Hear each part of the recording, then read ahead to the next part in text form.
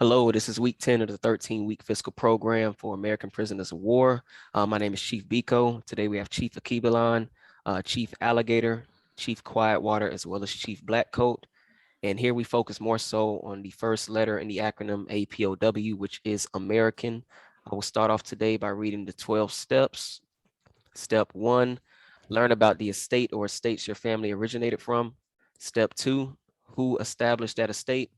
Step 3, what tribe and confederacy had jurisdiction over that area prior to the European? Step 4, ask all nonprofit organizations you attend, what's your position on reparations? Step 5, they either support it or they do not. No support equals no money. However, if they support it, then children and adults need weekly classes free of charge about steps 1, 2, and 3. In addition, field trips to APOW landmarks in that city, county, and state are needed. Step 6, don't support European holidays for the remainder of the 13-week time frame.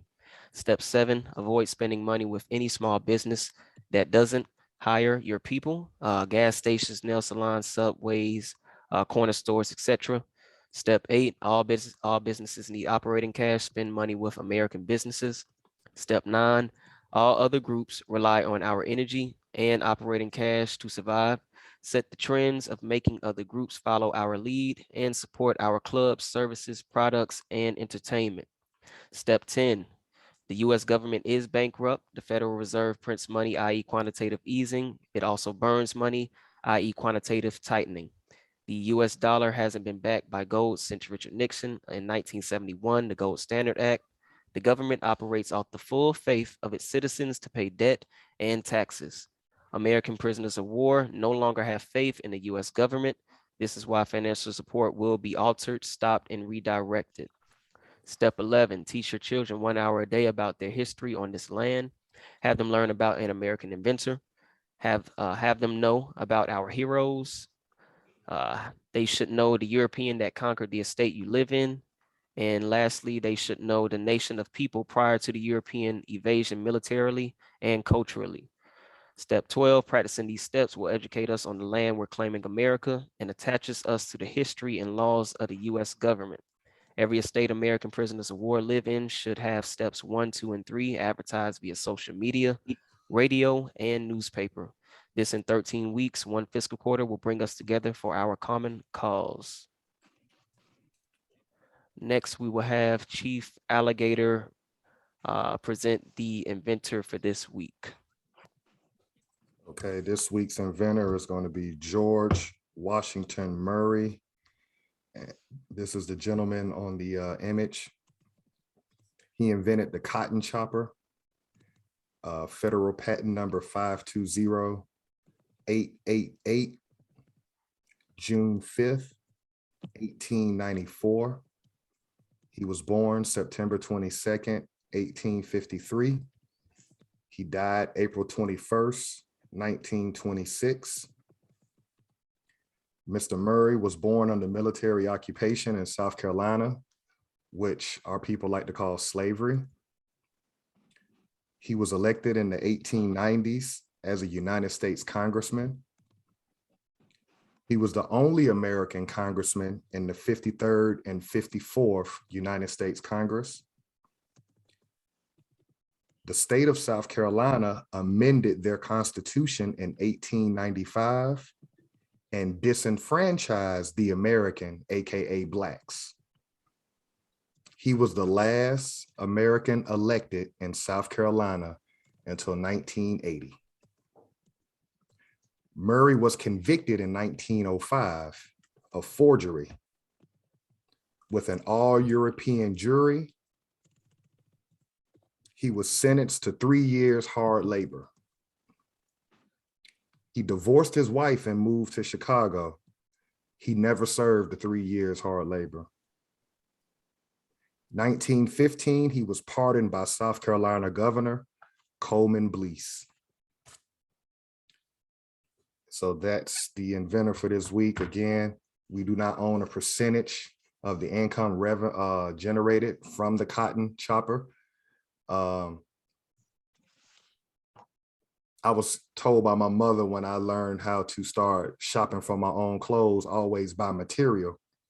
So when you look at your shirts, all my shirts are always 100% cotton, right? A lot of this designer stuff today, it'll be 65% cotton, 35% polyester.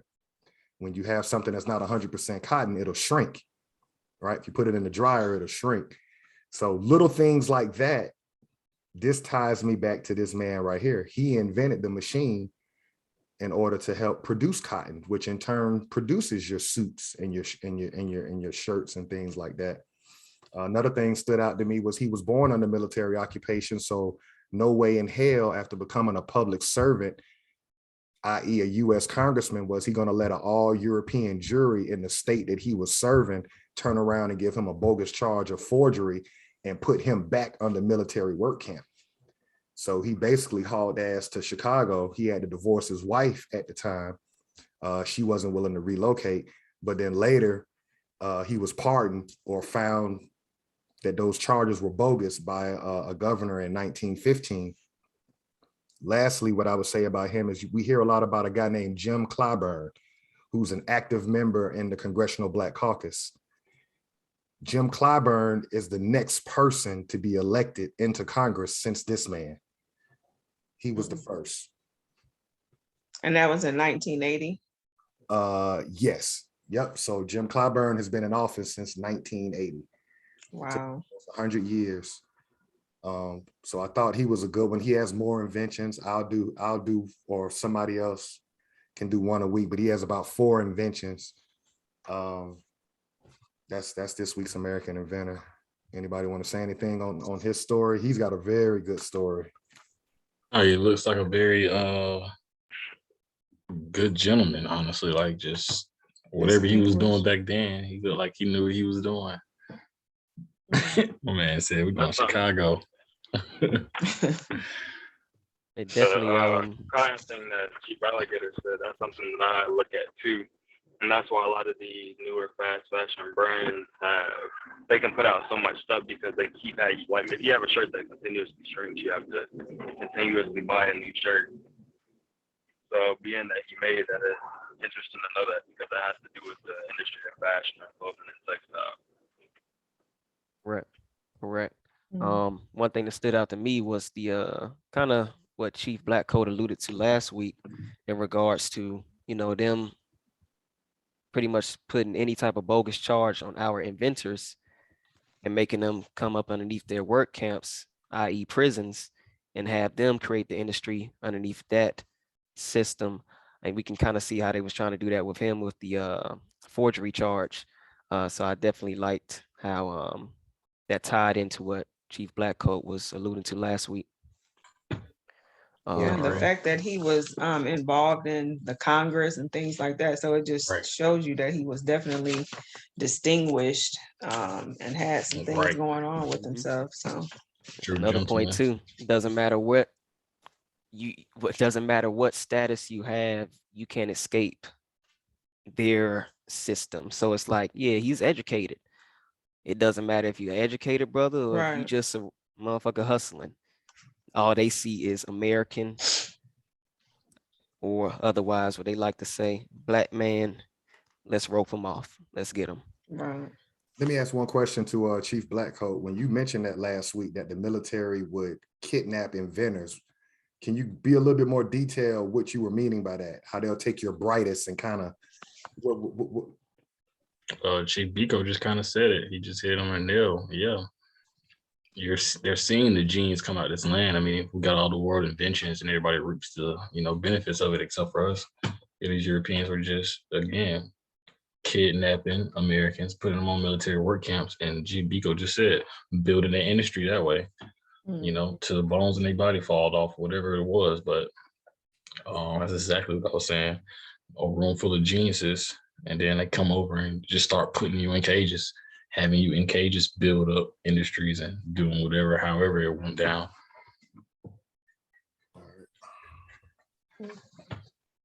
Next, we'll have Chief Quietwater read the quote for this week. Dr. Woodson quote. So the Dr. Carter G. Woodson quote this week, I'm going to do number 3. It was well understood that if by teaching of history, the European man could be further assured of his superiority, and the Negro could be made to feel that he had always been a failure, and that the subjection of his will to some other race is necessary, the freedman then would still be a slave. If you can control a man's thinking, you don't have to worry about his actions. When you determine what a man shall think, you don't have to concern yourself about what he will do. And that's what I think that we just need to do, is get out these cages in our mind. And, as we read the inventors every week, these were people who were free thinkers and people who were inventors, and they weren't in a cage, and didn't allow people to stunt their abilities and God-given talents to create things. That's important. And that's why I love this channel. The fact that you can. Your phone is going out. Now I stopped because Black Goat was talking. But when you control somebody's thoughts, it's just perception control. And if you can make people feel like they're free, if you can give them things that look like what they think freedom is, you can control what they do. They're not going to fight because they already feel free, when in reality there's no freedom. There's no freedom of action and what you can and can't do. But there's a perception that it is, because you can get these loans, you can live in this place, you can buy these things, and you can have this amount of money. But it doesn't matter if there's no real freedom, or if you're not making real decisions. That's a good point. Very good point, Chief Akibalon. Very good point. I think you also have the maroon historical points and legal definitions there, Chief Quietwater. Yep. All right. Okay, so I'll start off with the legal definitions. Number 1, American, a native of America. Number 2, descendants, one who follows in the bloodline of an ancestor, either lineally or collaterally. Number 3, slavery, a situation in which one person has absolute power over the other, life, fortune, and the liberty of another. Number 4, prisoner of war, a person, usually a soldier, who is captured by or surrenders to the enemy in wartime. Number 5, school, an institution at which instruction is given in a particular discipline. Number 6, education and enlightening service. And then the maroon historical points. Number 1 was a person escaping slavery, seeking freedom, or breaking the law. Number 2, providing unity and a strong defense came first. Number 3, maroon leaders were first and foremost military figures. Number 4, maroons established guerrilla warfare, planting sharp sticks in thick grass. And number 5, maroons knew their European enemies' language, defense, and plans. Thank you, Chief Quietwater. Last but not least, we'll go ahead and jump into the Constitution. Let me share my screen here. Start off here, Article 1, Section 10. Again, no state shall enter into any treaty, alliance, or confederation, grant letters of marque and reprisal, coin money, emit bills of credit, make anything but gold and silver coin a tender in payment of debts. So as we always read each week, the only thing that would be considered constitutionally as payment for debts would be gold and silver. Gold and silver. And also one thing I want to highlight as well is that no state shall enter into any treaty, alliance, or confederation. So this just further proves that the rebellious states that seceded from the Union could make anything but a confederation. So they could never be the Confederacy. That's something that they had agreed upon prior to seceding. Next, jump into Article 6. Here, the Constitution and the laws of the United States, which shall be made in pursuance thereof, and all treaties made or which shall be made under the authority of the United States shall be the supreme law of the land, and the judges in every state shall be bound thereby. Anything in the Constitution or laws of any state to the contrary, notwithstanding. So again, the treaties are the supreme law of the land, and that is key in regards to understanding this government system. And lastly, want to highlight who has the power over the militia. And that is here, section 2, I think article 2, section 2. The president shall be the commander-in-chief of the Army and Navy of the United States and of the militia of several states. So again, not only does the president have command over the Army and Navy, but also the militia. So in regards to them being able to be called upon at any given moment, that is the power held by the president, AKA the commander-in-chief. Can you put a pin in that page so we can come back to it? Because the document we're going to read today is going to rhyme right with section 2, being that the president, when he's operating in private, which is commander-in-chief, he's over the Army, because we're about to read a letter from a general out of the Army. Definitely. Let's go ahead and jump straight into it. I'm going to continue to break down that special field order number 15. I know we got into it a little bit last week, but definitely want to dive in a little bit deeper and just highlight a lot of key points that we'll be displaying today. Let me go ahead and share my screen. All right, and let me know if you all can see this. We can see it. Good. Okay. I can see it. Oh shoot. I'm gonna just state real quick. We did make one error, and as far as being concise with the documents in the timeline, this document was supposed to be read before we read the 1866 Civil Rights Act and before we read the 1866 Freedmen's Bureau Act, because as we can see, the date says 1865. So we want to plug this in because we're looking for our entry point as a group of people, as the American coming from confederacies, and tribes make up confederacies. We're trying to see at what point do we become citizens of this government. We've read the 13th, 14th, and 15th Amendment. Nothing specifically states that our group was made citizens. We've read the 1866 Civil Rights Act and the 1866 Freedmen's Bureau Act. We have yet to see where this government specifically says we're citizens, which ties right into the March 1st, 2022 State of the Union address. You were ignored by the president in that address. So all of this rhymes. We don't have to try to convince you and tie your hand. Why are you always ignored? But you always want to mentally believe that you're a part of something, but on the world stage, you're ignored. So I'm gonna start off for you, bro. We're gonna get into this thing. This is the document. Perception control. I said that's perception control. Correct. This is the document that you've heard Minister Farrakhan talk about, Martin Luther King, and other people when they talk about 40 acres and a mule. So we've heard a little bit of that language in the 1866 Civil Rights Act. This document is where 40 acres and a mule come from.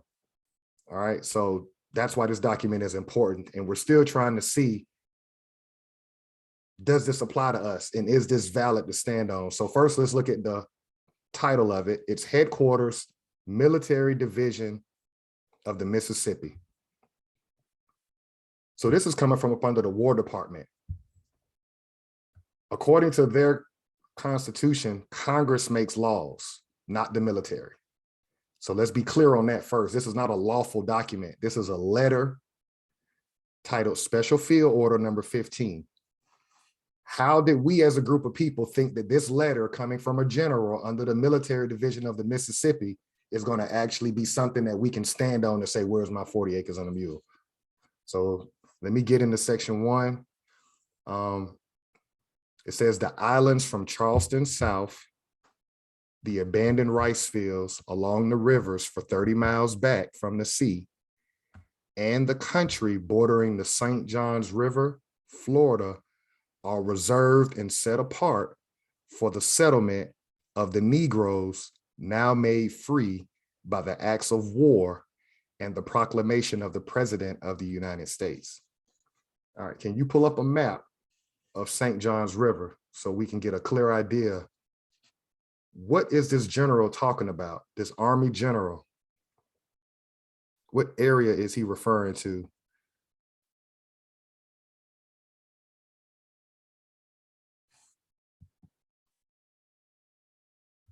Boom. So St. John's River goes from the Atlantic Ocean, if you can move your cursor by the Atlantic Ocean, east of Jacksonville. All right. So that's the port. So all ships would come in from the Atlantic Ocean into Jacksonville, and then you see St. John's River goes all the way down from what we now know as Jacksonville, all the way down to north of Orlando. So this general in this letter to the commander-in-chief is saying that Negroes are going to be settling 30 miles going back toward the coast. Didn't we read some treaties to start this whole thing off, proving that we were already there? You can't give us something that we're already occupying and running and controlling. So correct me if I'm wrong, it looks like this general is conceding to his commander-in-chief, we can't occupy these people. They're doing business from Jacksonville all the way down to North Orlando. I'm just gonna give it to them. What's y'all thoughts on that one point based out of that letter for right now? I just wanted to give y'all a visual of what he's saying that we were in control of. Right, like you said, we did read that in the prior treaties that we were already, that was our land. We were there already. So yeah, how can they do that? Working in commerce too. Seems like they don't want to mess up the operation. Whatever they got going, they want to just be a part of it. We don't want to ruin this one. Or they didn't want to ruin that operation with those ports coming in. Right.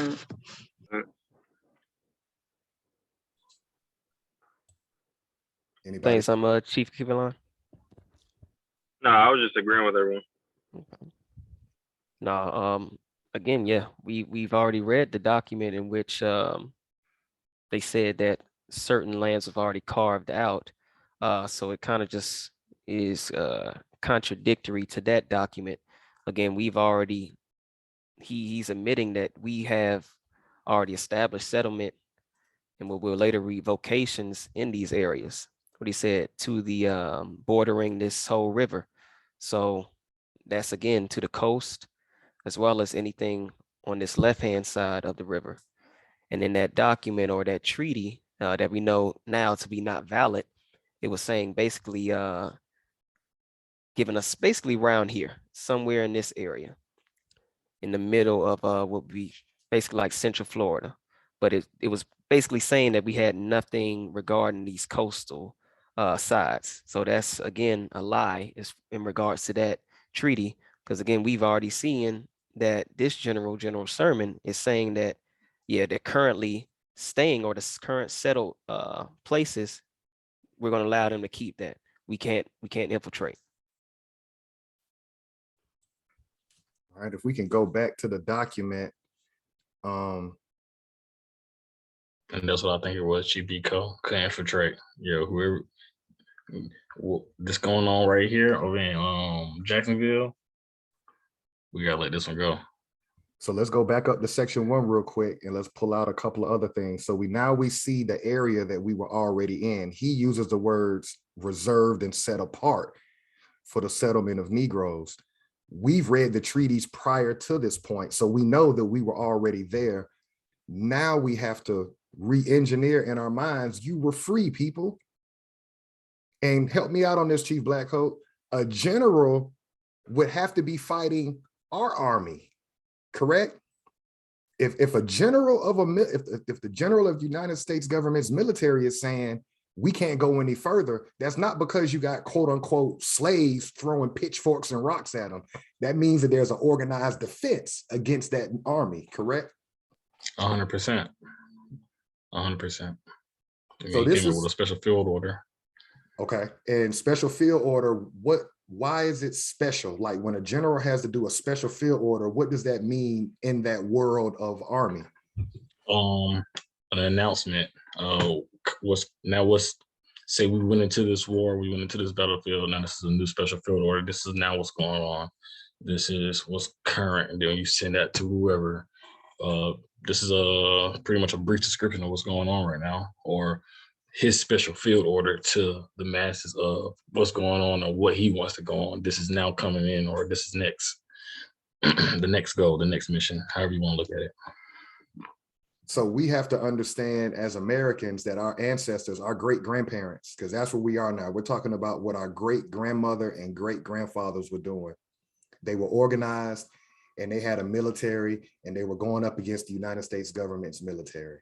And we were operating and running Charleston, South Carolina. And we were operating from Florida all the way down that Johns River. Everybody was not on a military work camp. There's more people on military work camps now than it was back then.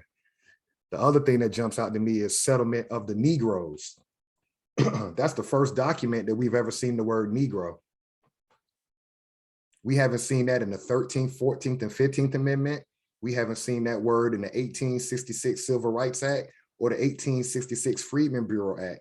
So the military is a part of ground operations.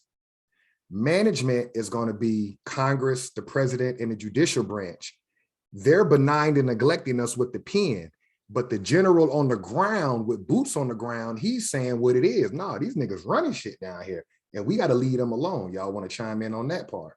How this is the first document we've seen Negro, but it's not a lawful document. It's just a letter coming from a general.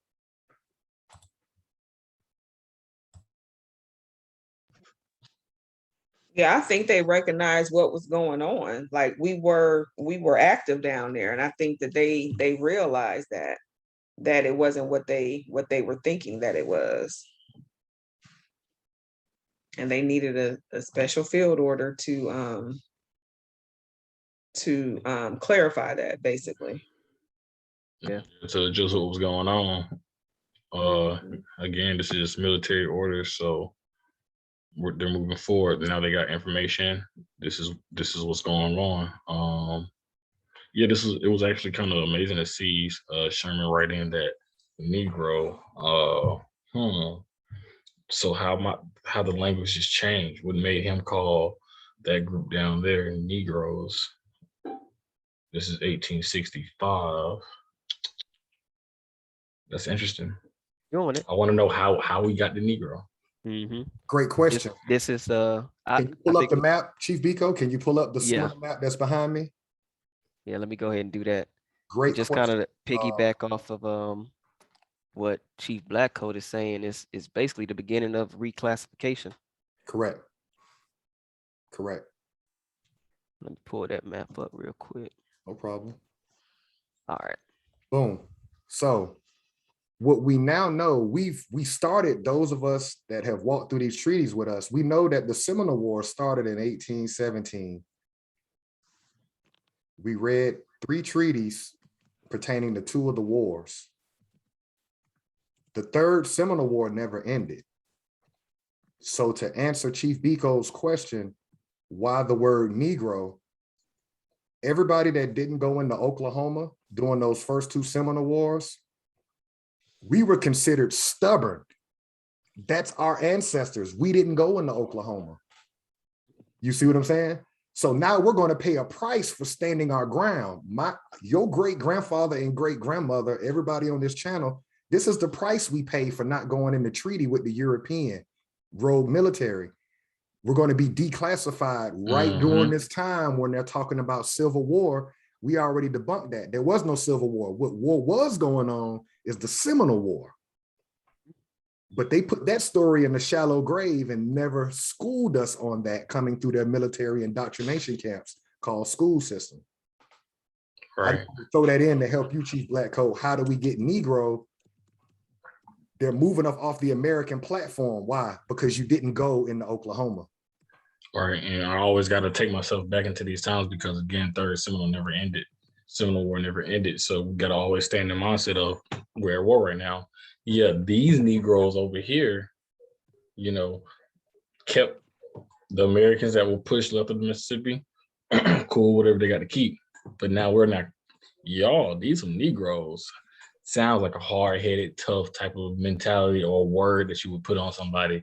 Like this, these Negroes, just like a, you know, that word, the way it comes out, sounds like a hard-headed, something you're battling with, somebody you just can't get to move too much. So yeah, Negroes, that was their new term on the ones that didn't want to move. Yeah, you're not stopping none of this.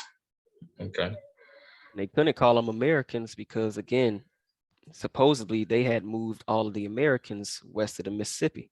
So in order to embody that or become the American, they couldn't call the Americans east of the Mississippi Americans because they're trying to be the Americans. So let's create another term that we can make these people, okay, let's call them Negros. We can't attach them to their nation. We can't call them Seminoles. We can't call them Cherokee. We can't call them Choctaw. We got to call them something else. We got to make up an imaginary person and attach them to that.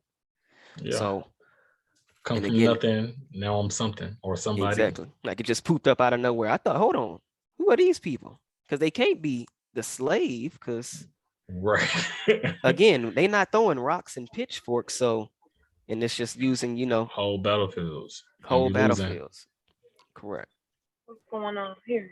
It's just interesting to see how much they use the use of the pen to indoctrinate us and change the way that our perception is. Like it's powerful. It's like more powerful than just being on the battlefield, because the half of us a lot of us went over west of the Mississippi, and the ones that stayed, they become the ones that are less populous there. So it's easy for the Europeans to be like, all right, we got enough numbers here. We can basically X them out if we call them something else, say that all the other Americans are gone and we're the new Americans. Again, the mentality to automatically come over, and with the mentality that we're going to be whatever group is already on this land, we're going to be that new group. It was that the initial plan. Correct. During the invasion. Before we jump back into that, just to highlight and show proof of claim, because, you know, we like to show documents. We're not just making up stuff. So again, we know that majority of our people were still east of the Mississippi because we read it in the Treaty of Fort Gibson, also known as the Treaty with the Creeks. So we look here, Article 4. Hold on, let me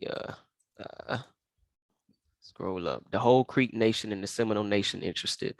So it is hereby mutually understood and agreed between the parties of this treaty, and that the land assigned to the Muskogee Americans by the second article thereof shall be taken and considered the property of the whole Muskogee or Creek Nation, as well as those now residing upon the land as the great body of said nation, who still remain on the east side of the Mississippi. So they're acknowledging within this treaty that majority of the Muskogee Creek Nation is still east of the Mississippi, and majority of them are in Florida.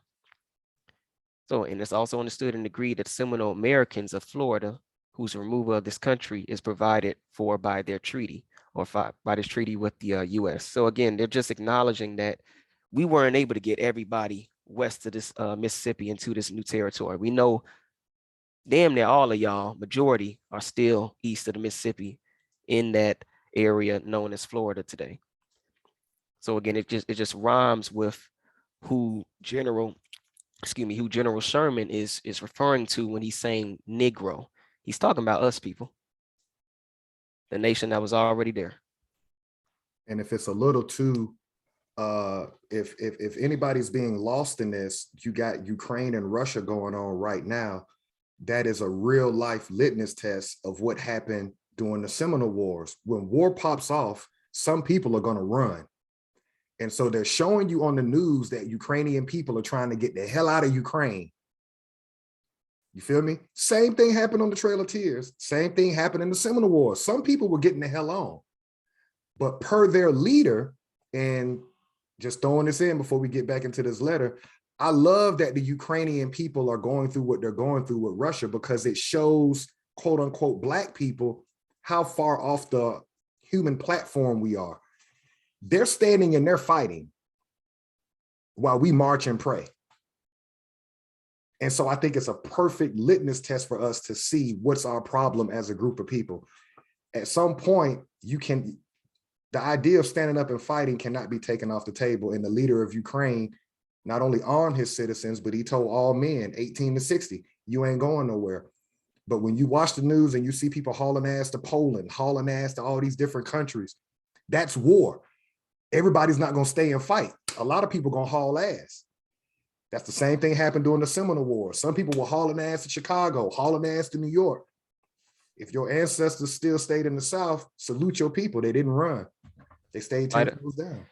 Fight or flight. It's a natural instinct. It's natural law, and that's the law that we're referring to as natural law. You either gonna fight or you gonna flight. We see it in nature all the time. We see it in nature all the time. And what he's alluding to is right now, people are flighting. We run. Matter of fact, we ain't even running. We just we're not even connected. We're not even connected. Yeah, we're just oblivious. You know what I'm saying? We're not even trying to acknowledge the fact of what the fuck is going on. So you're absolutely right there, Chief Akibalan. Go ahead there, Chief Alligator. Yeah, great point, Chief Akibalan, for you to see that, you know, that we're that broken. So I'm gonna start back off on section 2. So now this general is talking about other areas that we were owning, controlling, and occupying with military force. Section 2, at Beaufort, Hilton Head, Savannah, Fernandina, St. Augustine, and Jacksonville, the blacks, here's the first time we've seen that word in a document. It was Negro in the first section, now it's blacks. The blacks may remain in their chosen or accustomed vocations. So here it is again, people. This is more area that this general is admitting. Can't breach it. South Carolina, Hilton Head, Savannah, y'all want to say something on that? Vocations mean like jobs or professions, right? Correct. So basically they're saying they knew that they were doing business. They had the industries already. And so they're saying that they could remain in their chosen or accustomed vocations because they needed them. Let's keep it even more simple. We had towns, them same towns that they talk about we were massacred in. This general's admitting, yeah, we got our own. Right. Yeah. Yep. And it's showing, and it's just showing that we weren't just some ignorant people done by the wayside. Again, we had businesses. We obviously had a army or a military force because we're whooping this General Sherman's army and platoon ass, because he wouldn't have written this if we hadn't. Why would he say, oh yeah, y'all could stay there if he was actually attacking or if he was winning? Rather. New special field order. Exactly. So it's showing that no, we had our shit together. We were running shit, and that we all weren't roped off and moved west of the Mississippi. We still had business booming. Everyday life. I mean, right now we're just being interrupted by a military, a rogue military. And that, of course, now we're at 1865, but yeah, we're doing business. He's saying that like whatever was going on, we can't infiltrate it. And it kind of sounds like with the language, I don't want to infiltrate it. They're doing too good. So I don't know, maybe however this is or whatever he's seeing, this is interesting. And the language, blacks, Negro, you're saying that's just what they calling him. He Negro black. This is just now the names we're throwing out there now. That was my whole thing. Seeing reclassifications through special field orders or other type of documents is just wild to see, because it just shows you how many times it's been done. It's transitioned so many times, so many different words. And it just shows you that they are like erasing your history slowly, but doing it intentionally and not too much to the point where it's like, hold on now, wait, what are you doing? It's just very slowly and incremental. But it's also just crazy to know that they don't teach you any of this in school, like at all. Nothing even remotely close to the actual history. Everything is like slavery or coming from Africa and things like that. And you get the few people like, of course, the known people, Frederick Douglass, Martin Luther King, Malcolm X, but it's not like a real in-depth lesson on your history for real. That's correct. That's correct. And kind of just to piggyback off of what you just brought up there, Chief Akibalan, is if we were all from Africa, then why the reclassification? Why the reclassification every few decades, every 20 years? Why the reclassification? Why not just say the Africans? Because they know they can't do that. They wouldn't be. It's nothing specific. Exactly. You have to keep saying there's something else, because again, if we were all brought over here from Africa, then we just be Africans, right? It goes even a little bit deeper than that. If we really were from an African country, don't you think that in this American history, there would be a war with an African nation? Come on.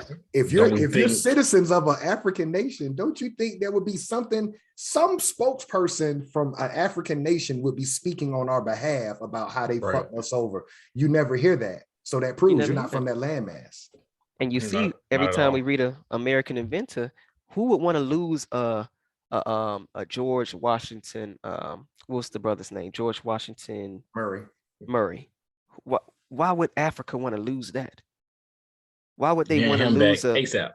Exactly. Somebody who's creating industries. No. We need that back. Yeah. So again, that just further proves like we're not from there, guys. Hey, Chief Akibalan, you remember Frankie Doodle, the SpongeBob episode? I was about to say I've never heard of nobody, but I know what you're talking about. Yeah, watch that one again. I mean, you're pretty much saying everything that we're reading, and then SpongeBob had an episode pretty much, notating that you can write anything and make it come to life. And it's a deep episode. Exactly. But yeah, I just wanted to throw that once there. Enough people believe in it, that becomes reality. It's reality. That was an imaginary person he drew up in his head, then it came real, and then he wanted to become SpongeBob. Oh shit! They was talking about themselves. You're right. No, y'all right on that one. Y'all right on that one. I'll go ahead and pass it back to you, Chief Alligator. That you, here's where it gets tricky. So we want to make sure here's where he tried to get tricky with his pen. So he's already admitted the areas that we're in, and we can continue to do business as usual. Then he says, but on the islands and in the settlements hereafter to be established, no white person whatever, unless military officers and soldiers detailed for duty. So here again, he's proven military occupation. He's saying the only people that can be around this group, you got to be strapped up and trained on how to protect yourself. All right, only the military can occupy this area. Okay. Want to build on that, Chief Blackcoat? Why he says no peasants coming off a boat can go in that zone? Well, now we're just gonna infiltrate, and we're gonna just bleed it out slowly. If only military personnel can now stay in this area, we can just fast forward to today. We're worried. You can't see it anymore. Why? Because we started planting little pieces, agents. We read these through the treaties in these towns, infiltrated, destroyed from within. Again, this is all military operations, so they're thinking on large scales. So it's pretty interesting to see. Yeah, no white person, whatever, unless military officers and soldiers detailed for duty. It's right there in plain sight. Yeah, if you ain't ready to die for this, you go over there. Okay. So we will be permitted to reside, like Chief Blackcoat just said. If you ain't military, you can't reside there. And the sole and exclusive management of affairs will be left to the freed people themselves. Here's where he's going to contradict himself.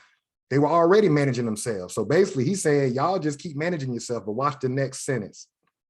Subject only to the United States military authority and the acts of Congress.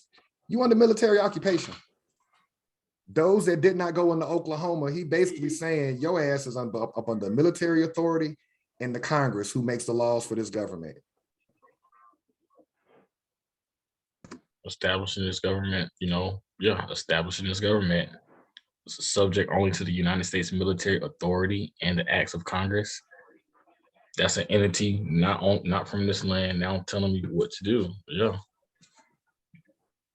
And keep in mind, this is a letter that a general is sending to his president. We don't know that Our ancestors don't know that they're getting ready to set this play up, because this is not like a treaty where somebody from a representative from our people are going to sign it. This is just him writing a letter to Andrew Johnson. They've already killed Lincoln. Facts. Right. Facts. Y'all with me? Right. All right. So by the laws of war. Yep. All right. By the laws of war and orders of the President of the United States, the Negro is free and must be dealt with as such. Here again, you're using the word Negro, but then you're going back to say by the laws of war. Why? There's a Seminole War that never ended. So anything that our ancestors are being governed by that did not go into Oklahoma, we're being governed by what? The laws of war. What happens the next year in 1866? You get your Freedmen's Bureau Act, which was created from under the War Department. Does it all start to make sense, y'all? Yep. Yep. Just further proof that we're on a military occupation. Again, these aren't just coming from Congress. These are coming from a specific department, and that department is the War Department. That stands out a lot. The Negro is free. It must be dealt with. How are you free, but you still have to, what does it say? Subject only to military authority. That's a contradiction in itself. Well, remember, but he's writing this letter to his president. Always a contradiction. He in his letter, he's saying we can't fuck with these people down here. These can't enslave them. Right. These free. Right. Whatever they were seeing, for him to use the word free, I don't want to touch this no more. All right. So he cannot be subjected to the conscription or forced military service, save by the written orders of the highest military authority of the department. So here again, they're free. He's saying they ain't gonna fight for us either. You can't co-opt them. You can't break them. They don't want no parts of whatever we got going on. It's on site. And I want to throw this in. When we see the violence based on our skin color, nobody ever talks about the fact that our ancestors were killing them on site. This general admits in this document that no white person whatsoever could come in our area. So we were killing them too. They only just show us when we get caught in their neighborhood, but we were hanging their ass too, which is why there's that strong disdain for our skin color. But they've edited us out through media to always show us docile. Truth be told, our great-grandparents were waxing their ass. 100%. Yeah. Definitely. That's what the media is so strong for that. The media controls images, and the media controls vision, controls what reality is. Propaganda. The war, right? The war started to come to an end through the television. It was propaganda. It's not going on out here. It's not going on out here. There's special field orders and these letters back to the commander-in-chief that was like their initial version of the media, because you could control what these people were by reclassification. Great point out. Great point out. Great point out. You have newspapers. What's in the headline? You know, that was the most important thing. This special field order probably made the newspaper. Special field order, whatever. However they're doing business right now. I like that, Chief Q. And the same thing of what they're doing now with the news and so now social media, you know, basically just 100%. giving people what to think. It's one thing to the next thing, that the media is telling people how to think, what to do with their bodies, you know, and things of that nature. So nothing has changed from back then either. And be a free thinker. Right. No free thinkers. Yep. Chief Quietwater, what's your thought on everything we read? You can kind of MIA tonight. Yeah, I'm on board with what everyone else said. It was free out here. And white boys was, hold on now, you Negroes is free. They not running away. These are real free. So here's the bait and switch. Let's watch this. Here's another bait and switch. All right, so where we at? Under such regulations, all right, saved by the written orders of the highest military authority of the department, under such regulations as the president or Congress may prescribe. So those are the two entities that are going to be trying to get this Negro problem under control in the Creek Confederacy. Here we go. Domestic servants, blacksmiths, carpenters, and other mechanics will be free to select their own work and residence. Well, they were already doing that. So he's basically just telling his president, and these niggas got mechanics, carpenters, but they got their whole everything click-clacking. But the young and able-bodied Negroes must be encouraged to enlist as soldiers in the service of the United States. This is where it starts, y'all. They couldn't break the adults, so they started going for the children. Y'all want to build on that? And it's going on to this day. Yeah, that's the same thing that happened in the beginning of the like the beginning of our class. That's the same thing they did with the Americans. They would take the weakest people, they would take the warriors out the tribe and take the weakest people. And in these days and these times, the weakest people are the children because they don't know what's going on. Everything is still like oblivious. How many times have they executed this plan before they got to America for them to roll it out as well? That's what I'm looking at. Because you just can't come and do this all on the fly.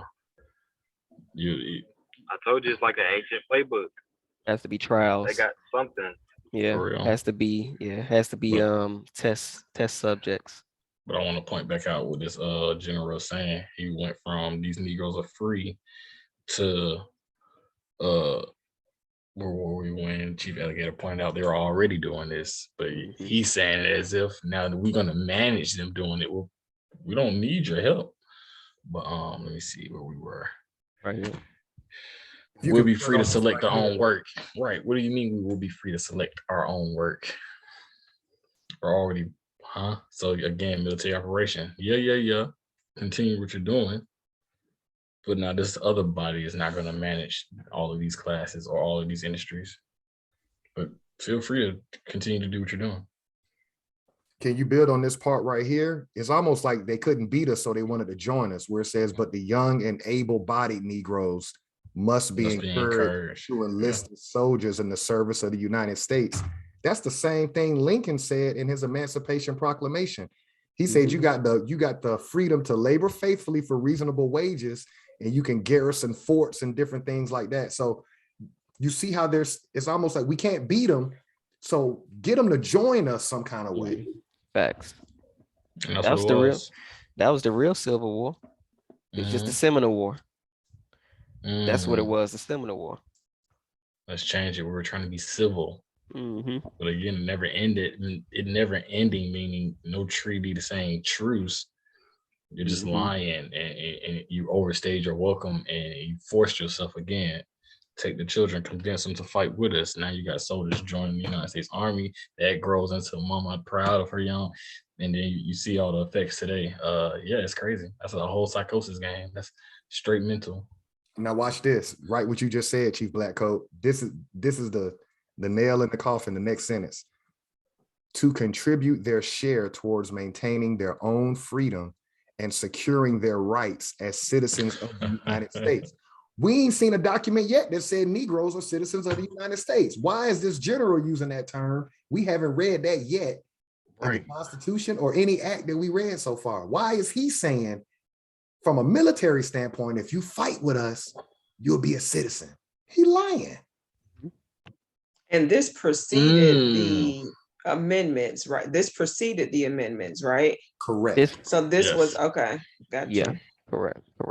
Or like what Chief Alligator said, yeah, you're lying. So again, how did they, get them? How did they bait them in? Yeah, you get your citizen. Like, yeah, we're gonna keep going to war. General Sherman, he's sent back somewhere. There's chaos going on. Special field order, yeah. I mean, you do what we say, you can become a citizen. As a citizen of what? The folks that just came over here and killed all my people and destroyed my town. Like, yeah, let's keep it even more simple. Can a general make law? Is a letter law? Nope. So why do our quote unquote leaders take this general's letter and try to make it like it's law? Right. We haven't even got to the can't make you a citizen. Yeah. He can't tell anything. He can't give you 40 acres and a mule. Facts. And present it. That's why he's Facts. mad. Where's my 40 acres and a mule? Well, the president didn't say that. Yeah, president ain't say shit about that. Like I said last week, hey, that customer service rep you spoke with gave you the wrong information, my boy. That ain't in our policy. Yeah. And that's all this is. He a customer service rep. He gonna tell you whatever the fuck he want to tell you to get you off his phone. Right. Same thing. Hey, look, man. Yeah. We're gonna give you that credit. Yeah, we're gonna give you that credit. We're gonna give you a refund and everything. All right, 5 to 10 business days. That Click. goes, no, you said, no, that's it. 5 to 10 business days. Click. That's pretty much how it reads too. Chief Delegator keep saying, who is this dude writing this special field or get, saying all these things? And yeah, the rep. Yeah, we just gonna say whatever the right. Make it look good, sound good. We'll deal with it on the back end. So now he's going to go in and he's going to talk about what he's going to do with our youth. The next sentence says, Negroes so enlisted will be organized into companies, battalions, and regiments under the orders of the United States military authorities. Here's the key, and will be paid, fed, and clothed according to law. Quartermasters. Now here we go. Law comes from Congress.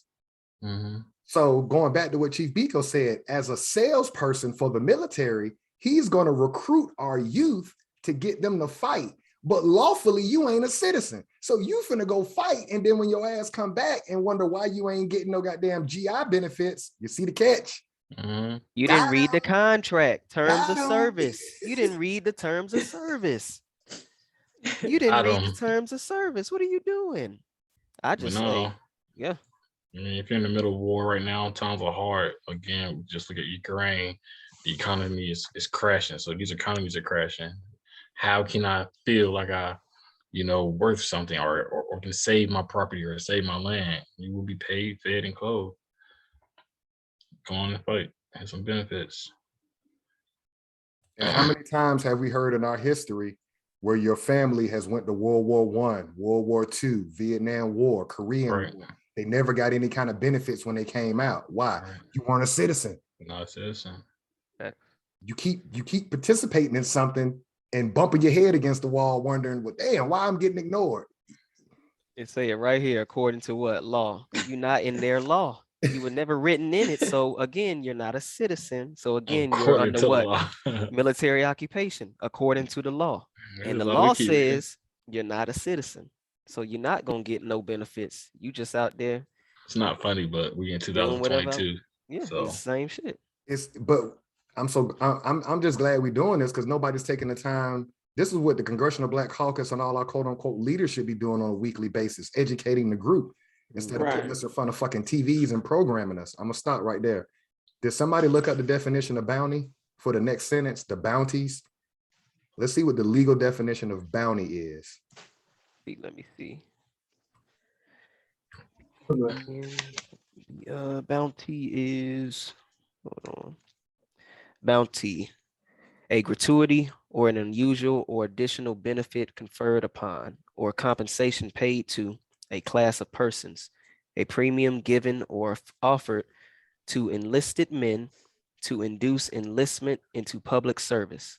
Okay, so this is what we get catfishing from in our community today. Now we're getting ready to read how the military recruiters are going to bait and switch the youth of our group back in 1865. The bounties paid on enlistment may, with the consent of the recruiter, go to assist his family in settlement and procuring agriculture implements. What's the catch in that sentence? If the recruiter don't okay it, you ain't getting shit. Did you catch that, y'all? That's the catch 20, yeah. He can tell you anything in that office. Yeah, sign up. Yeah, we'll come get you next week. Yeah, yo. But your ass ain't gonna get paid unless that recruiter says, yeah, give him the check. Give him consent. And we already know it don't even really matter. It don't even really matter if the shit in writing. It's starting to hit you now, Chief Black Coat. It's starting to hit. And you see, when Yeah, you the when you recruiter sit fucking, yeah. That's when you ugly. sitting in that recruiting office and they telling you all these good things, yeah, you could pay off all this stuff. You don't have to worry about anything when you come out. You just do your 4 years, your term, and look, you'll have a job. Everybody's gonna holler a veteran, right? Everybody's gonna hire a veteran. Yep. You Same seen bait it. and switch today. I'll come back. My recruiter, hey, those incentives, those benefits you told me. Looking Sherman in the face, telling him to go fuck himself. Hold on. You said that even applies to your experience. We're reading 1865, how they got fucked over. They were going to fight and they come back. They're like, damn, what my house benefits? at? Where the town at? Y'all done burnt the town down. Right. Right. But no, Chibico saying it. Yeah. The bait and switch. How can I get you in here? You know, today sounded like they joke about dumb shit, talking about the Camaro or join the military, get a Camaro. So it's little things that they do as far as to get American soldiers to come in today. And yeah, when you go in, everything that recruiter said is total bullshit. Straight bullshit. He's just a recruit, literally. Thank you. Great salesperson. Thank you. So you can see what the youth went through in 1865. They got catfish. Catfish. That's the word. Like he said. Yep. That's what it is. Yep. That's not who I really am. That's not. I put that face on, but I'm catfished.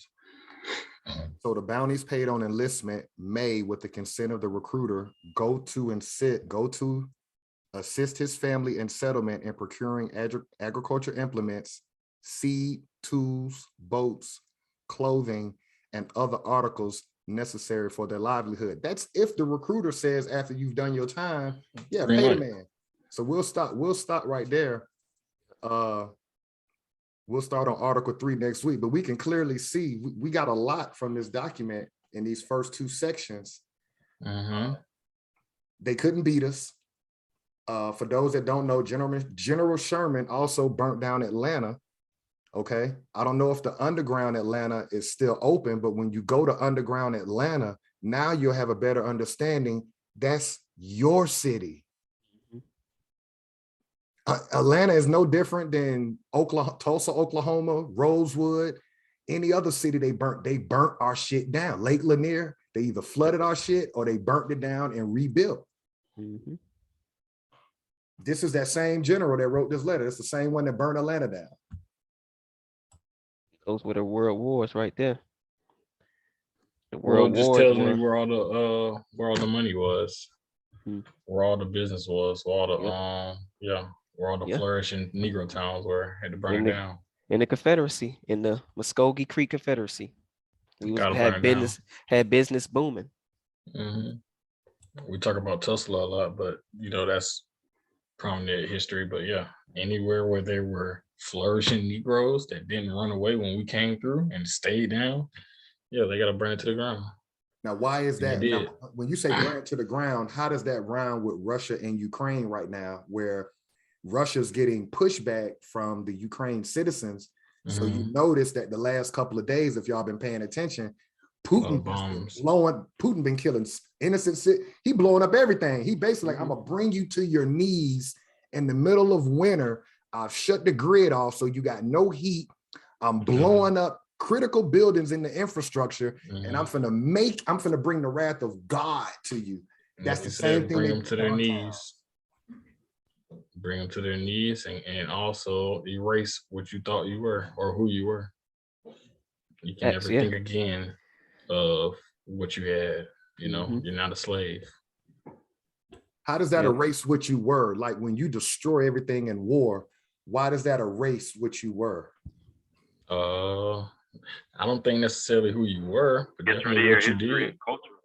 Right. Because now over time, those stories start to fade. What building grandma used to own, if it's not there, you can't see it. Correct. I was about to say that. That's it right there.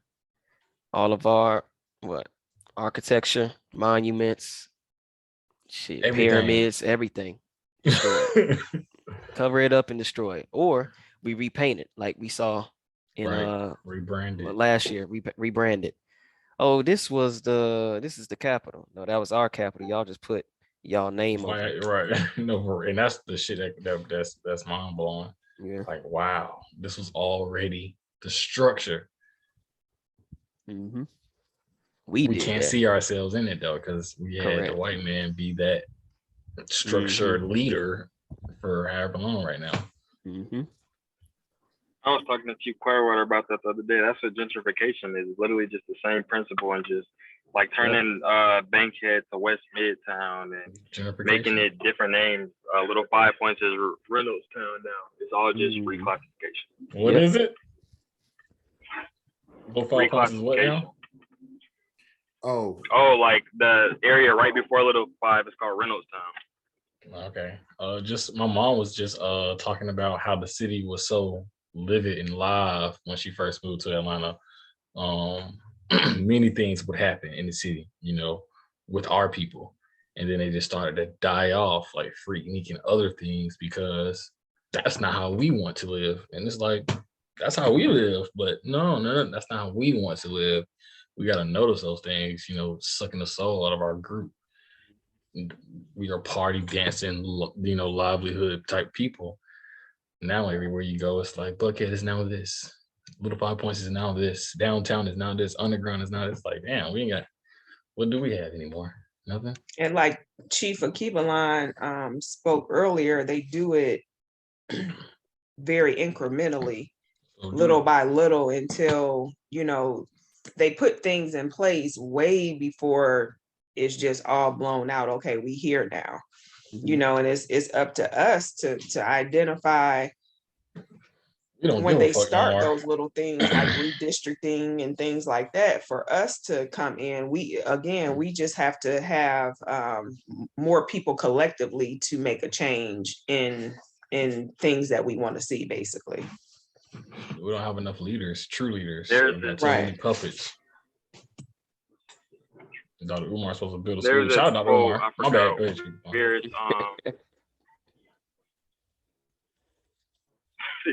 out Dr. Umar, send it to everybody, but it's like how to keep a nation servient, and the thing says that to keep them servient, you have to push them to like a breaking point, and as soon as you get to that breaking point, you don't take it all the way, because it's going to give like an instant reaction. People are actually going to rebel. As soon as you get to that breaking point, you back up. Then you do a little bit more next time, and that resistance eventually continues to like erode and become, you have more, okay, my bad, I'm thinking too fast. Talking too fast. You have less resistance to the things that are being pushed on you because it happens repetitively. And eventually you just lose full control of the nation. Great point. Great point. Great point. Let's close this video out paying homage to Breonna Taylor. Breonna Taylor will always be special for us because we all met. Well, not all of us, but half of us met on behalf of Breonna Taylor. And this week, very quietly, without the media making the masses aware of it, they threw out the case against the officer that killed her. She never got a murder trial. The trial that got thrown out was the bullets that went into her naked body as she laid in the bed. Some of those bullets exited her body and went through sheetrock and went into other people's apartment. So he was charged with wanton endangerment. And just to show you that the military is, that the media is part of the military propaganda. If they didn't put it in front of Negro's face, we're so one-track minded, we don't even realize they slid that right up under the radar. And I just want to say personally, you know, Breonna Taylor's case really exposed how broken we are as a group of people, because it was anonymous citizens dressed in black that pulled up to even get Breonna Taylor a criminal investigation for the murder scene. And a lot of people flocked in after that happened. Black Lives Matter, Oprah Winfrey, and the family was able to be compensated, but there was never a court case for that young lady. And you also have Grandmaster Jay, who was the individual that galvanized prisoners of war, AKA Americans, to go to Louisville, Kentucky to get her justice. And to see that nobody's really going to talk about that and just act like that didn't happen. from my standpoint on the outside looking in at this group of people, it really makes you like, why stand and fight for them? Because you're going to end up just like the Black Panthers in the 1960s. These niggas ain't loyal. I'll stop right there.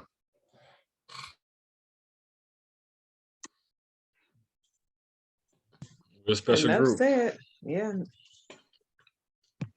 A special group.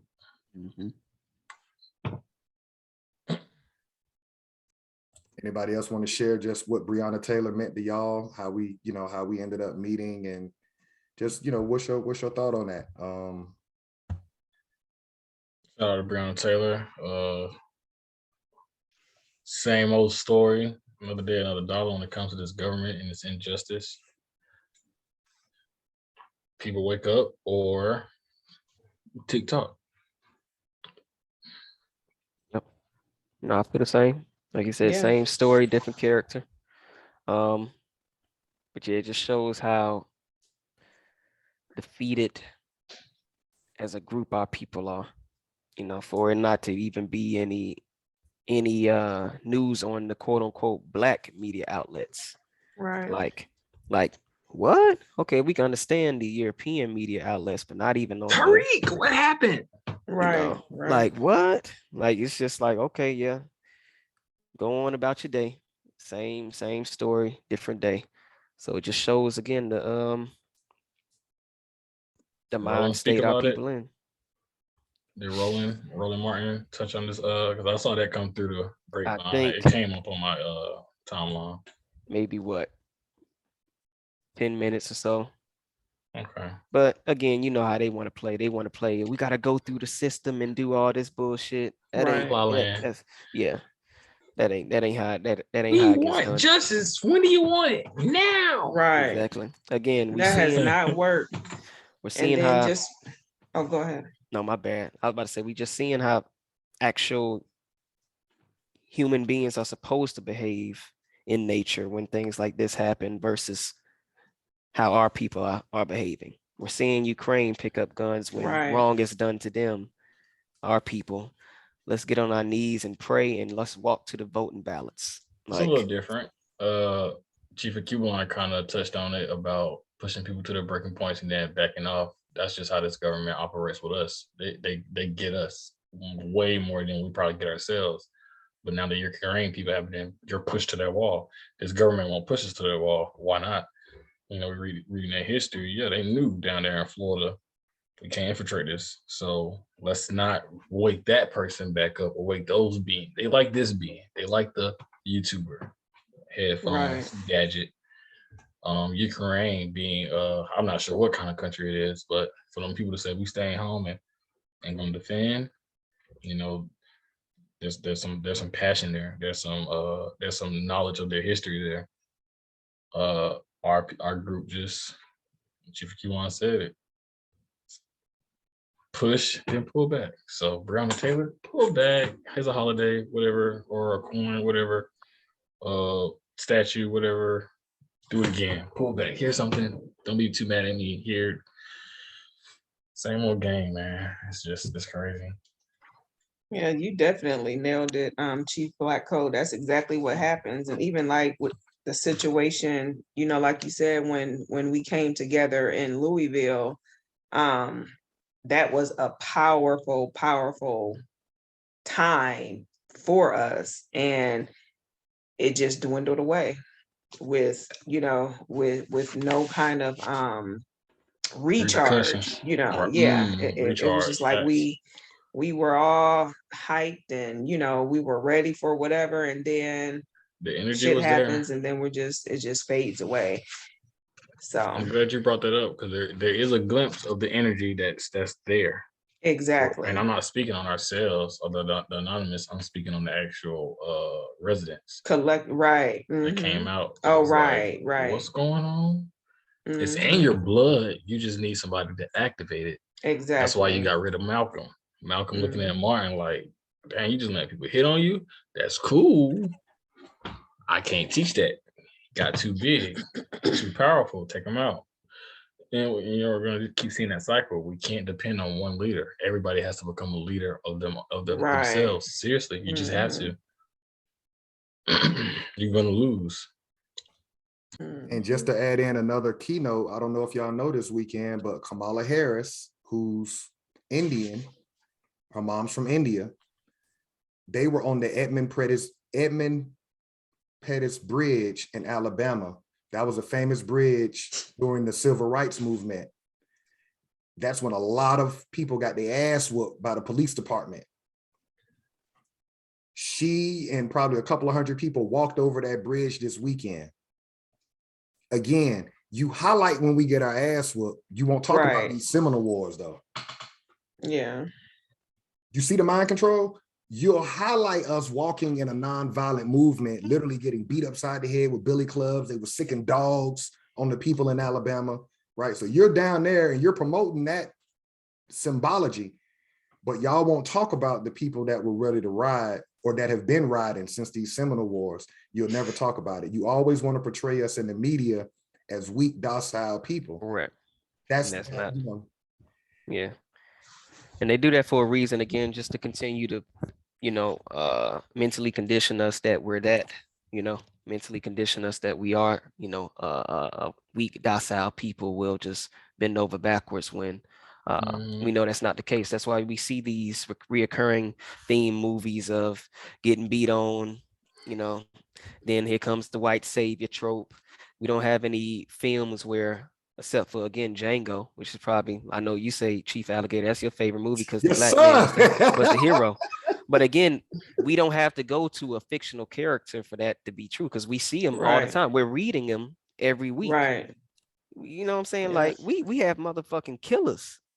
But again, our people seem to not want to put those people in the limelight because of, how it will be portrayed, or we can't put this in a movie theater again because we don't own anything, things of that nature. So again, we got to get back to doing business with ourselves and go from there and putting our people out there in the front street. Now, one more thing on management, because this is a litmus test for us. So they just threw out the Breonna Taylor case, and what they realize is we're so simple-minded that if they don't put it on TV, we won't follow it. Who's to say that they're not going to fuck Grandmaster Jay over next month when his court case comes? So the same officer that killed that lady. You would have to throw it out, though. No, they're not. Well, I don't want to put this energy on him, but what I'm saying is play devil's advocate. Say you are a European and you are a public servant in the state of Louisiana. I'm sorry, Louisville, Kentucky is the state. They just said, okay, we didn't want to even create a murder scene when this lady died. Right. This man, Grandmaster Jay, gets a couple of thousand people to come up here. Now we had to scramble and put together a murder scene, right? We were able to get Tim Scott, the district attorney, not to press charges. But damn, now we got this case where he's got wanton endangerment for bullets going into the sheetrock in the apartment. Right. How do we not convict him? Don't advertise it. Don't put it out there so that people can get behind it like Ahmaud Arbery. And rally it. But you threw it out. He killed somebody. So why do you need, what is Grandmaster here for? Because now, again, I'm not wishing. The fact you're saying the fact that they can fuck him over as long as they don't put it on TV. Right. They can his case and just fuck him over as long as they don't put it on TV. We won't know. Damn, Grandmaster got 50 years. I'm just saying. You just said that, but that put rounds and killed. So he's good. He good. So why do y'all need Grandmaster again? This should be over with. If right. Killing anybody. I mean, 1 + 1 is 2, and it always will be. So it's like, yeah, we could play these mind. What are we talking about? Grandmaster should just be. They should just go ahead and send him a text message. All right, exactly. bro. Just don't even worry about this no more, because it should be that simple. But we want to play this game and seek justice through the system. All right, keep seeking it. So what you're saying is you don't understand why they won't let him go since they didn't. Yeah, what are we talking about? What are we talking about? They're looking at it like, oh, we finna fuck over Grant. For sure, but I'm just saying, like, how could if we? Of course, we're gonna allow it, but we're not allowing it. But of course, it's gonna happen. But what are we talking about? The guy that actually pulled trigger, bullets going through people's homes in the middle of the night or whatever time this was. If they're saying he did no wrong, the main character of this case, what's all these bystanders? We need these folks, though. I mean, they just was here for the party. the party over now. So if you fuck them over, it's just you're just showing, them continuously putting that foot down, crushing the soul, crushing your soul. I think that's what he's alluding to.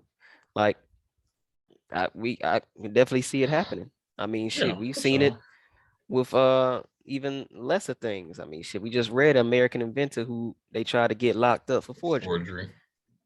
So, they play by their own rules. So it's like, at what point do we like say fuck the rules? There are none.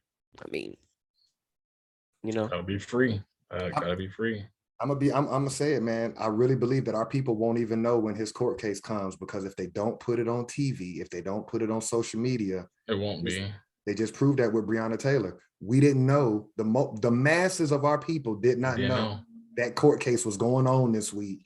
And so that shows you that the media, mainstream media, it's a tool for this government, because it's monkey see, monkey do now. How do I say that? They just did a test on all the citizens from March 2020 up until March 1st of this year. Now they know over 70% of the people will follow orders from TV because they went out and got the drug or the vaccine.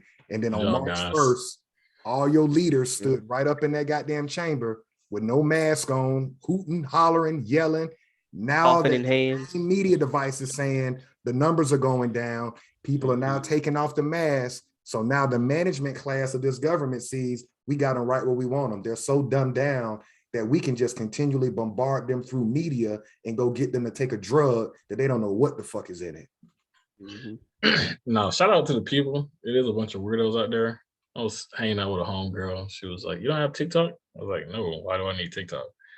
It was like, everybody has TikTok. Everything's on TikTok. And I'm in that moment, I'm watching, something I didn't think was real. Like, you're totally in and locked into this whole entire the metaverse, murder, whatever world. Like, you can't, what are you talking? Why are you keep telling me to get TikTok? I just told you I don't want TikTok, but everybody has it. Okay. Plugged in. Distance myself. Zombies. She plugged in. Zombies dead. Bots. She ain't detached that shit on the back of her head. She plugged into the matrix, man. Plug all the way. You'll get TikTok eventually. You'll get it. I already told you I got Facebook, Instagram, and Twitter. I can't do no more. How many more do I need? Facts.